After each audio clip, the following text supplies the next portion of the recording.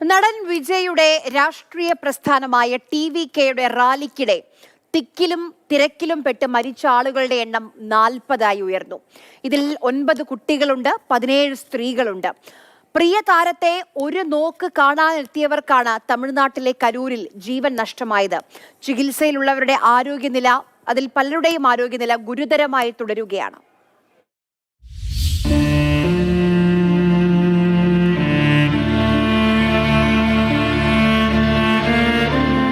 തമിഴ്നാട്ടിലെ കരൂരിൽ തിക്കിലും തിരക്കിലും പെട്ട് വലിയൊരു അപകടം നടന്നു എന്നൊരു വാർത്തയാണ് ആദ്യ മണിക്കൂറിൽ അറിയുന്നത്. പിന്നീട് സംഭവ സ്ഥലത്തേക്ക് പോകാനുള്ള നിർദ്ദേശം വന്നു.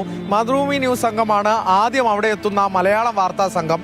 അങ്ങനെ അങ്ങോട്ടേക്ക് എത്തുമ്പോൾ കണ്ട കാഴ്ച വളരെ മനസ്സിനെ മരവിപ്പിക്കുന്നതായിരുന്നു. ചിതറിക്കിടക്കുന്ന ചെരുപ്പുകൾ, പരിഭ്രാന്തരായി ഓടിയ ആളുകൾ, ഒരു ദുരന്തത്തിന്റെ അവശേഷിപ്പിന്റെ കാഴ്ചയാണ് അവിടെ കണ്ടത്.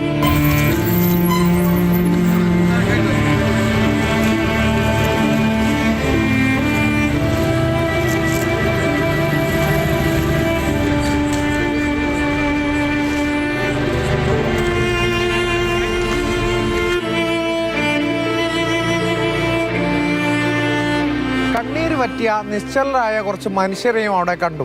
അവരെല്ലാവരും ചോദിക്കുന്നുണ്ട്, എന്തിനായിരുന്നു ഇങ്ങനെയൊരു അപകടമെന്ന്.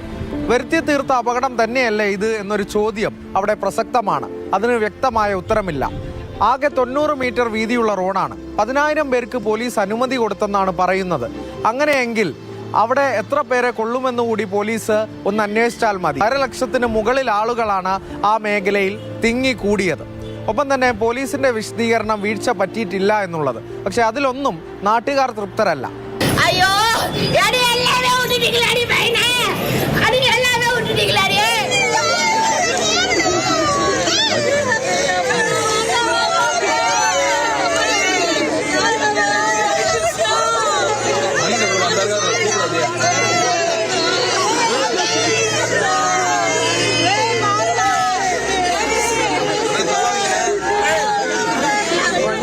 கொடுத்துட்டேன்.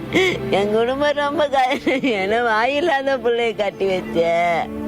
ஏன் வேற என்ன கண்டுட்டாங்கல்ல, எனக்கு என்ன வரும் இப்ப திருப்பி வருமா என் பேர. കരൂർ എന്ന നാട് തന്നെ വിങ്ങി പൊട്ടുകയാണ്.